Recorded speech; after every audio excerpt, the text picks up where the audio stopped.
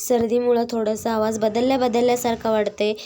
थंडीमुळं अंगातली कणकणी काही जाईना झाले. सकाळचे वाजले होते पहाटेचे 5. तर मी निघाले कामाला. तर इथं बघू शकता किती अंधारा. एवढं मस्त असं सूर्य आलं होतं ना, छान होतं. तर इथे बघा एवढा अंधारा.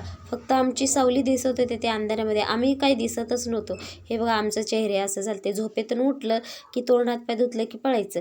बॅग ठेवून लगेच कामाला लागलो. सगळे पिठाची पिशवी आणून ठेवली, परत परात आणून ठेवला, सगळं आणून पीठ वगैरे चाळून घ्यायचं होतं पटपट.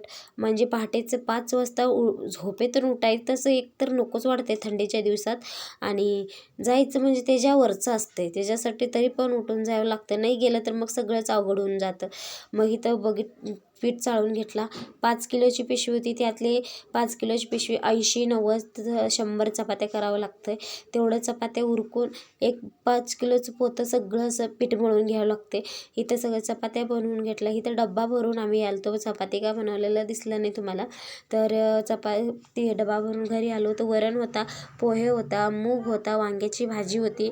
असं सगळं डबा उकळून ठेवून घरी आलो. सगळे कपडे चेंज करून घरातला आणि ड्युटी करायची होती मला.